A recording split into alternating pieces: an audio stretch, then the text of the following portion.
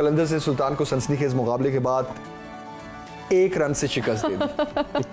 176 run के हदफ के ताक़ुब में जी मुल्तान सुल्तान। अब मैं क्या पूछूं, कैसे देखा आपने ये मैच? आप कहते हैं टीवी पे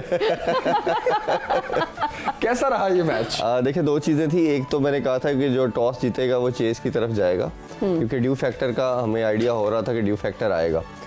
ड्यू फैक्टर थोड़ा लेट आया, क्योंकि आपको पता है कि ओपनिंग सेरेमनी भी हुई, उसकी वजह से मैच थोड़ा सा डिले शुरू हुआ।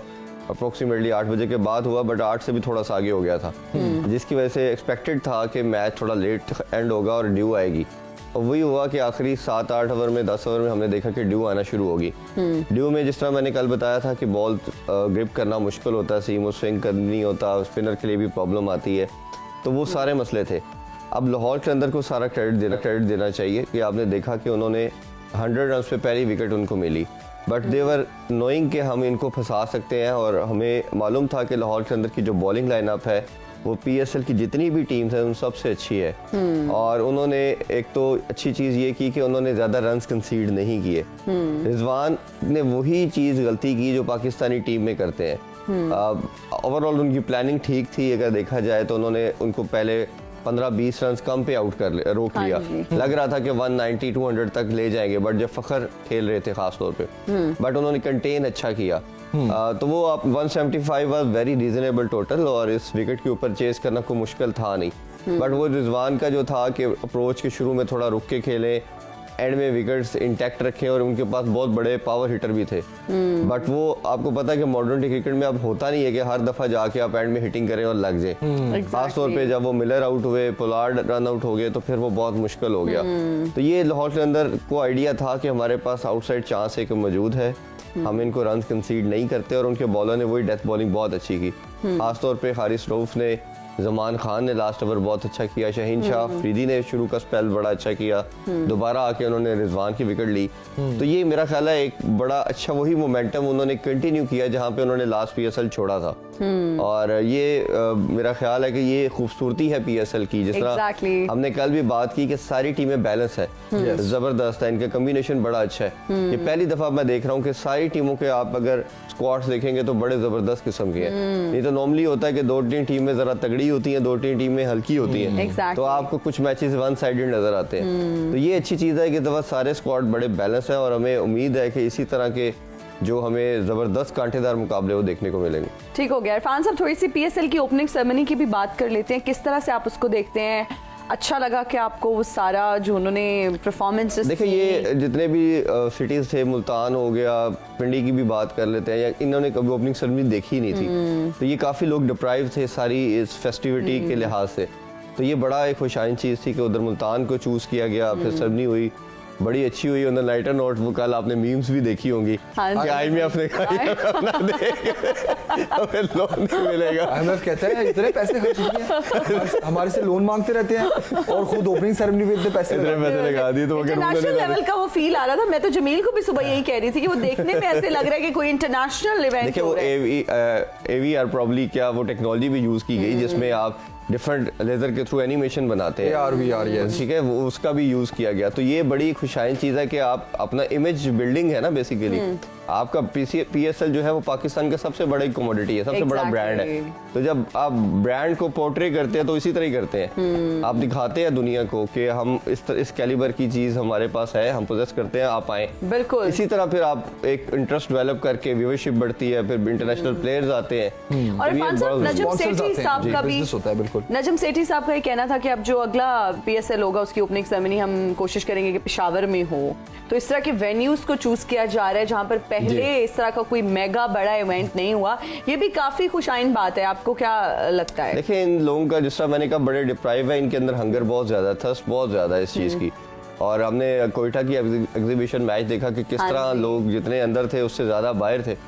इसी तरह मेरा ख्याल है अगर पेशावर में अब आपने स्टेडियम तैयार हो रहा है, रेनोवेशन उसकी चल रही है, और टारगेट तो यही है कि इसी साल के एंड तक कंप्लीशन हो जाए। अगर वो हो जाता और नेक्स्ट PSL के मैचेस उधर होते हैं, आप बहुत ज्यादा मैचेस ना करवाएं, 1-2 मैच भी अगर मिल जाते हैं तो चलें, एटलीस्ट एक आपका वेन्यू प्रिपेयर हो जाता है। ये सब कुछ करना बहुत जरूरी है, इसलिए कि 2025 में आपकी चैंपियन ट्रॉफी है। तो चैंपियन ट्रॉफी के लिए आपको डिफरेंट वेन्यूज चाहिए ही चाहिए। आप ये नहीं कर सकते कि 1-2 वेन्यूज पे ऊपर ही पूरा टूर्नामेंट करवाएं। तो ये बहुत अच्छा एक साइन है कि आप इमेज बिल्डिंग के लिए अपने कंट्री को दिखा रहे हैं कि हम सेफ कंट्री हैं, और ये उस लिहाज से बहुत ज़रूरी है। मुझे एक छोटा सा अगर मैं वाकया शेयर करूं, तो रमीज राजा साहब बता रहे थे कि हम 97 में श्रीलंका गए, तो तब आपको पता है उधर के हालात बड़े ख़राब थे, तमिलनाडु, और वो जो उनकी गवर्नमेंट थे उनके इशूज़ था। तो वो कह रहे कि हम एयरपोर्ट से जब गए तो कोई दुनिया की टीम उधर जा नहीं रही थी, तो हमें उन्होंने इन्वाइट किया पाकिस्तानी टीम को कि आप आए। तो हमने जेस्चर, हमेशा पाकिस्तान आपको पता है आगे बढ़ के कुर्बानी देता है। कहते हम एयरपोर्ट से लेके जब पहले एयरपोर्ट गए फिर स्टेडियम गए तो हमें कोई पुलिस की गाड़ी नज़र नहीं आई। तो हमने उनसे पूछा मैनेजमेंट ने कि आप तो कह रहे थे बड़े हालात ख़राब हैं और हम इधर आपकी कंट्री में आए तो इधर कोई हमें पुलिस नज़र नहीं आई। उससे कह that is what we want, हम सिक्योरिटी है लेकिन शो नहीं कर रहे क्योंकि इंटरनेशनल मीडिया भी कवरेज कर रहा है। अगर हम उसी तरह शो करेंगे कि इधर 50 गाड़ियां आपके आगे पीछे चल रही हैं और शो करेंगे तो वो इमेज, जो सॉफ्ट इमेज दिखाना चाह रहे हैं वो नहीं दिखा पाएंगे। बिल्कुल। ये छोटी छोटी टेक्निक अब चीजें होती हैं जिसको आप फॉलो करते हो, तो मेरा ख्याल है कि ये सारे स्टेप्स मैयर जो है वो लेना बहुत जरूरी है। I agree. आप देखें शुरू के मैचेस PSL के दुबई में जब होते थे जी, तो सिर्फ एक फाइनल मैच करने के लिए भी पाकिस्तान में हो, ठीक है, उसके लिए भी इतनी कोशिश की जाती थी और इतनी उसकी कैलकुलेशंस की जाती थी और मुश्किल हो जाता, पूरा एरिया कॉर्डन ऑफ कर दिया जाता था। खास तौर पे आप देखें ना कि नॉर्मली पीसी ठहरते तो पीसी से लेके कदाफी तक पूरा एरिया कॉर्डन ऑफ होता था और आपके 10-12 हॉस्पिटल जेल रोड पे आते हैं। ये पिछली गवर्नमेंट को भी प्रपोजल दिया था, इसको भी दिया है कि वेन्यू भी ऑलमोस्ट स्पेस भी है। अब पीसी भी इसको पहले सुन रहे थे कि वो कदाफी की लोकेशन के अंदर ही 5 स्टार होटल बनाएंगे। अब उन्होंने तो मंजूरी दे दी है, बट अब उन्होंने पीछे बैकस्टेप कर गए। अब वो कह रहे हैं कि जी कोई भी ग्रुप आके करे, अब उसको भी मेरा ख्याल है कोई भी आके कर सकता है, मतलब आउटसोर्स करना चाह रहे हैं कि खुद नहीं इस पे इन्वेस्ट करना चाह रहे हैं। लेकिन उनके लिए भी मेरा ख्याल है मसला नहीं है, थोड़ा सा कोई विल चाहिए, थोड़ी डायरेक्शन चाहिए, एक पुश करना होता है कई दफा आपको। तो क्योंकि आपको पता है कि कदाफी की जो डायमेंशन अगर आप देखें तो वो एक फोर्ट की तरह है। अगर दोनों साइड के गेट्स को आप क्लोज कर देते हो तो हर तरह की ट्रैफिक चौक नहीं होती, आप पूरा सिटी आपका चलता रहता है। और अभी जो प्रॉब्लम मुझे सबसे बड़ा नजर आ रहा है, जो कल भी काफी लोगों ने पूछा कि लाहौर में कम मैचेस क्यों हैं, क्योंकि आपको पता है जो आपको कलमा चौक वाली रोड है वो भी बन रही है और कदाफी का रास्ता ही आपको गुलबर्ग की तरफ एंट्रेंस दे रहा है। ऑलरेडी अगर आप वो भी बंद कर दोगे मैचेस की वजह से तो पूरा एरिया, पूरा शहर चौक का जगह। सर फान साहब, जितने भी डेवलप कंट्रीज हैं वहाँ पर तो जो है ना वो स्पोर्ट्स उन्होंने प्रॉपर वो सिटीज बनाई हुई हैं, सिटीज वहीं रहते हैं, वो वहीं पे सारे उनके मैचेस होते हैं, कोई जो है ना बाकी शहर की एक्टिविटीज उससे डिस्टर्ब नहीं होती। अब जो बहुत सारे रियल एस्टेट मालिकान है वो ये सोच रहे हैं, जो नए नए प्रोजेक्ट्स लेकर आ रहे हैं, वो स्पोर्ट्स सिटीज उसमें इंट्रोड्यूस करवाना चाह रहे हैं ताकि स्पोर्ट्स के लिए बिल्कुल अलग से एकेडमीज हो, स्टेडियम्स हो, सब कुछ बिल्कुल, ताकि शहर की जो बर्क रफ्तारी है ये उससे मुतासिर ना हो। बिल्कुल ठीक कह रही है अभी ना। उसकी प्राइम एग्जांपल हमारे पास यूएई की है, दुबई का स्टेडियम देख लें, अबू धाबी का देख लें, ये तमाम सिटीज से थोड़ा सा वे है ताकि वो सिटीज की जितनी वो उनकी पहले ही ऑलरेडी एक्स्ट्राऑर्डिनरी किस्म की ट्रैफिक है और प्लस आपका जब मैच होता है और आपका 40-50,000 या प्लस लोग सारे एक जगह पे गैदर्ड होते हैं तो बहुत मुश्किल हो जाता है फिर आपको मैनेज करना। तो ये मेरा ख्याल है रैशनलिज्म की बात है, ये रैशनल तो आपको पता प्रिवेल करेगी। और जब ये आगे अब जितने भी स्टेडियम बने, जैसे इस्लामाबाद का बनने जा रहा है, और ये सब इसकी कोशिश भी अब यही की जा रही है कि जो पास में जब 30-40 साल पहले शायद उस तरह की ट्रैफिक या उस तरह की पॉपुलेशन नहीं थी, बट अब इन फ्यूचर तो मेरा ख्याल है इस चीज को सबसे ज्यादा कंसिडरेशन में रखा जाएगा। क्रिकेट की बहाली के बाद इंशाल्लाह ये भी होगा जी, इंशाल्लाह कि जब इंटरनेशनल प्लेयर्स आएंगे तो कुछ ना कुछ ऐसा प्लान भी हो, उम्मीद करते हैं। अच्छा, अब कराची का मुकाबला पेशावर किस तरह देख रहे हैं आज का मैच? ये भी दोनों बड़ी अच्छी साइड है और इनका ज्यादा मुझे लगा इंटरेस्ट का लेवल बढ़ जाएगा ना, वो इसी वजह से कि बाबर लास्ट टाइम कैप्टन थे कराची किंग्स के, कराची से फिर वो पेशावर चले गए। तो अब एक जो इनकी राइवलरी बनाई जा रही है खासतौर पे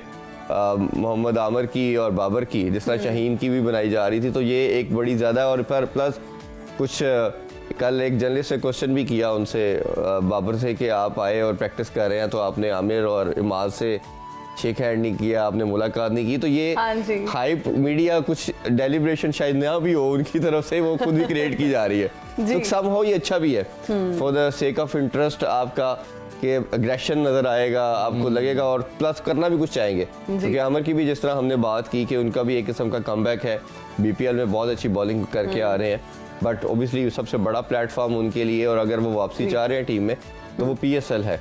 बाबर भी एज ए कैप्टन एक अच्छा नोट पे इसलिए खत्म करना चाहेंगे, माद का भी कमबैक है, तो ये मेरा ख्याल है। इरफान साहब, जाते जाते आपका एक कमेंट लेना चाहेंगे, लेजेंडरी क्रिकेटर शोएब अख्तर साहब जो हैं, he will be part of सुनो टीवी, क्या कहेंगे? देखें, ये सबके लिए बहुत बड़ी ऑनर की बात है, प्रिविलेज है। मैंने उनके साथ पहले भी काम किया हुआ, लास्ट ईयर आपको सबसे बड़ा इसमें ये चीज़ मिलती है कि आपको उनका स्टारडम जो है और वो मेरा ख्याल है कि आप लास्ट 3 डेकेड में देखें तो किसी प्लेयर के इतना बड़ा नहीं है। No doubt, no doubt. Shoaib Akhtar हो गया, शाहिद अफरीदी हो गए, ये 2 कुछ ऐसे प्लेयर हैं। वसीम अकरम हो गए। वसीम अकरम से थोड़ा पहले थे, बट उसके 20s की बात करें तो ये 2 नाम ही हमारे सामने आते हैं। और प्लस जिस तरह के वो दबंग और वाइब्रेंट किस्म के उनके एनालिसिस है, वो उनकी इसी वजह से उनकी जो व्यूअरशिप है जानदार और बेदाग तज्जिया होता है ना जो उनका क्रिकेट को लेकर। और वो सबसे बड़ी चीज उनकी ये है कि वो आपको उनके साथ काम करके सीखने को बहुत कुछ मिलता है। Yes, true that. Irfan Saeed sahab, thank you very much हमें ज्वाइन करने के लिए।